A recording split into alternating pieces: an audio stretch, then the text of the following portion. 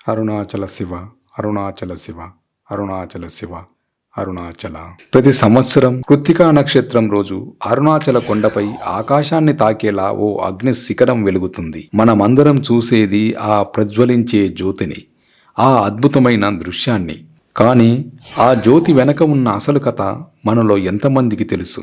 ఆ అగ్నిగోళం వెనుక ఎంత శ్రమ, ఎన్ని చెమట చుక్కలు, ఎంత అచంచలమైన భక్తి దాగి ఉన్నాయో మనం ఎప్పుడైనా ఆలోచించామా? ఒక్క క్షణం ఊహించండి.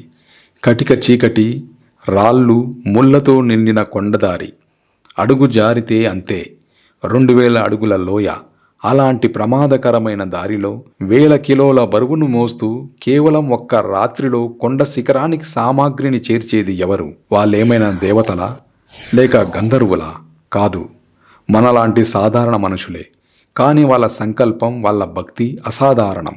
ఈరోజు మనం చూడబోయేది ఆ మహాదీపం వెనక ఉన్న నిజమైన భక్తుల దైవతత్వం. లక్షల మంది చూసే ఆ జ్యోతి కోసం కొన్ని వందల మంది పడే ఆరాటం, వారి శ్రమ వెనుక దాగి ఉన్న అసలు రహస్యం. ఓం నమః శివాయ. హర హర మహాదేవ అరుణాచల శివాయ. ఓం నమః శివాయ. ఓం నమః శివాయ. అరుణాచల మహాదీపం అంటే అదేదో చిన్న కార్యక్రమం కాదు, అదొక మహాయజ్ఞం. దీనికి వాడే సామాగ్రి గురించి వింటేనే మనకు నోట మాట రాదు.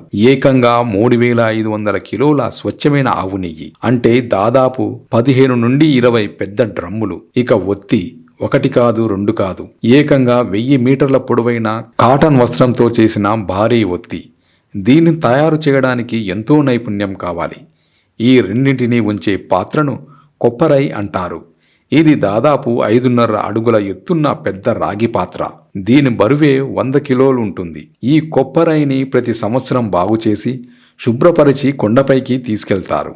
వీటితో పాటు కర్పూరము, పూజా ద్రవ్యాలు, ఇలా లిస్టు చాలా పెద్దది. ఇప్పుడు అసలు ప్రశ్న, ఎలాంటి రోడ్డు సౌకర్యం లేని సుమారు 2668 అడుగుల ఎత్తున్న ఆ కొండపైకి ఈ 1000 కిలోల సామాగ్రి అంతా ఎలా వెళ్తుంది? అది కొన్ని గంటల్లోనే. ఈ అసాధ్యమైన పనిని ఎవరు పూర్తి చేస్తారు? ఆ అదృశ్య శక్తి మరెవరో కాదు, స్థానిక భక్తులు, ఆ పర్వత పుత్రులు. తరతరాలుగా ఈ సేవకి అంకితమైన కొన్ని ప్రత్యేక కుటుంబాలు. వాళ్ళను జ్యోతినాడర్ లేదా దీపనాడర్ వంశస్థులుగా పిలుస్తారు. వాళ్ళకిది పని కాదు, తరతరాలుగా వస్తున్న పవిత్రమైన బాధ్యత. స్వామికి వాళ్ళు చేసే సేవ. దీపం వెలిగించే రోజు మధ్యాహ్నం నుంచే ఈ మహాయజ్ఞం మొదలవుతుంది. వందల మంది వాలంటీర్లు ఒకచోట చేరుతారు. నెయ్యి డ్రమ్ములను, ఇతర సామాగ్రిని తలకెత్తుకుంటారు. వాళ్ళ ముఖాల్లో అలసట కాదు, భయం అసలే ఉండదు. కేవలం భక్తి, ఒక రకమైన తన్మయత్వం తప్ప మరేదీ కనపడదు. వాళ్ళు నడిచేది పూలదారి కాదు, నిలువుగా ఉండే కొండ మార్గం. రాళ్ళు, రప్పలతో, పదునైన అంచులతో నిండిన ప్రమాదకరమైన దారి. ఒక్కో నెయ్యి డ్రమ్ము సుమారు 50 కిలోలు ఉంటుంది. దాన్ని ఒక్కరు మోయలేరు. అందుకే 2-3 కలిసి ఒక కర్రకు కట్టి భుజాలపై మోస్తారు. వాళ్ళ భుజాలు కమిలిపోతాయి, కాళ్లకు బొబ్బలొస్తాయి. అయినా సరే వాళ్ళ నోట వినిపించేది మాత్రం హరోహర హరోహర అనే శివనామస్మరణే. వాళ్ళు పడే కష్టాలు మామూలుగా ఉండవు. టైం చాలా తక్కువ. సాయంత్రం 6 గంటలకల్లా పైన దీపం వెలగాలి. అంతకంటే ముందే ఈ సామానంతా శిఖరానికి చేరాలి.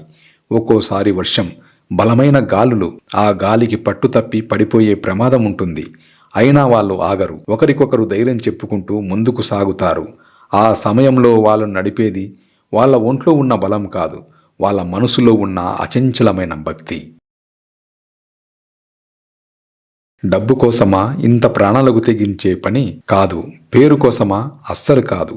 మరి దేనికోసం? వాళ్ళు చెప్పే సమాధానం ఒకటే, సేవ. అరుణాచలేశ్వరుడి సేవలో తరించడమే వాళ్ళ జీవితానికి సార్థకత అని నమ్ముతారు. ఈ పని చేసే వాళ్ళకి సమాజంలో ఎంతో గౌరవం. వాళ్లను కూలీలుగా కాదు, దేవుడి సేవకులుగా చూస్తారు. వాళ్ళ కుటుంబాలను కూడా గౌరవిస్తారు. ఈ సేవలో పాల్గొనడాన్ని ఒక గొప్ప అదృష్టంగా భావిస్తారు. ఎందుకంటే స్మరిస్తేనే ముక్తినిచ్చే క్షేత్రం అరుణాచలం. అలాంటి స్వామికి నేరుగా సేవ చేసే భాగ్యం కన్నా ఇంకేం కావాలని వాళ్ళంటారు. వారి అనుభవాలు వింటే మనసు కరిగిపోతుంది. మేము మోసేది నెయ్యి డ్రమ్ముల బరువు కాదు, స్వామివారి పాదుకలు అంటారు. కొండ ఎక్కుతుంటే మాకు అలసట తెలియదు, ఎవరో వెనక నుంచి నడిపిస్తున్నట్టే ఉంటుంది అని మరికొందరు చెప్తారు. వాళ్ళ మాటలు వింటుంటే, వాళ్ళ కళ్ళల్లో ఆ భక్తిని చూస్తుంటే నిజంగానే ఏదో ఒక దైవశక్తి వాళ్ళను నడిపిస్తుందేమో అనిపిస్తుంది. ఎందుకంటే ఆ కొండ రాళ్లగుట్ట కాదు, సాక్షాత్తు శివలింగ స్వరూపమని భక్తుల ప్రగాఢ విశ్వాసం. ఆ శివ స్వరూపాన్ని తాకుతూ ఆయన సేవ చేస్తూ కొండ ఎక్కడం వాళ్లకు ఒక తపస్సు లాంటిది. గంటల తరబడి శ్రమించి చెమట చిందించి చివరికి ఆ భక్త బృందం కొండ శిఖరానికి చేరుకుంటుంది. అప్పటికే అక్కడ ఆలయ పూజారులు, నిర్వాహకులు ఉంటారు. అందరూ కలిసి ఆ భారీ రాగి కొప్పరైని దాని స్థానంలో నిలబెడతారు. తరువాత వందల మంది మోసుకొచ్చిన నెయ్యి డ్రమ్ములను ఒక్కొక్కటిగా తెరిచి కొప్పైరేని నింపడము మొదలు పెడతారు. 1000 కిలోల నెయ్యి ఆ పాత్రలోకి వెళ్తుంటే అది భక్తుల భక్తి రసంలా కనిపిస్తుంది.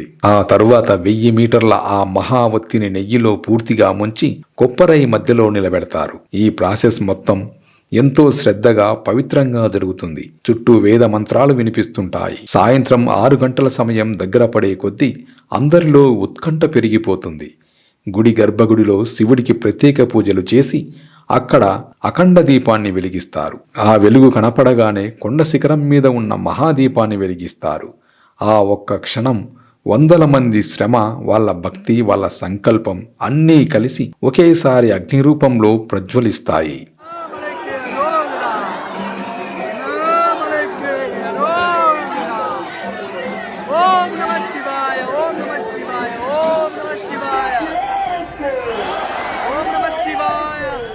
ఆ మహాదీపం వెలిగించగానే కొండ కింద ఎదురు చూస్తున్న లక్షల మంది భక్తులు అన్నామలైకి అరోహర అంటూ చేసే జయ జయధ్వానాలతో ఆ ప్రాంతమంతా దద్దరిల్లిపోతుంది.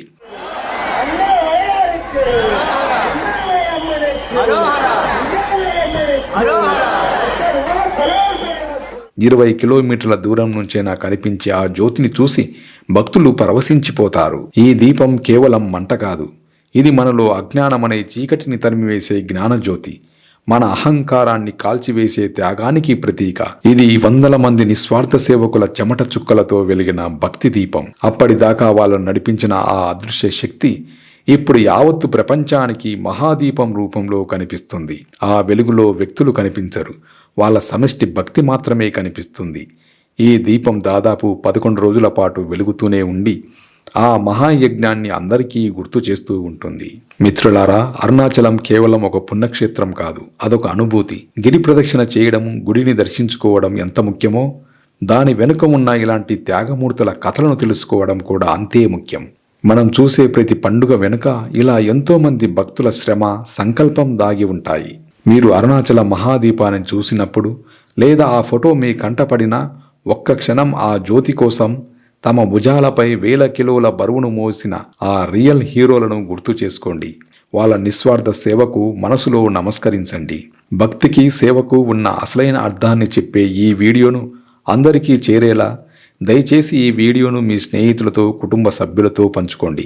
ఈ వీడియో మీకు నచ్చితే లైక్ చేయండి. ఇలాంటి మరిన్ని ఆధ్యాత్మిక విషయాలు తెలుసుకోవడానికి మా ఛానల్ను సబ్స్క్రైబ్ చేసుకోండి. కామెంట్స్లో అరుణాచల శివ అని టైప్ చేయడం మాత్రం మర్చిపోకండి.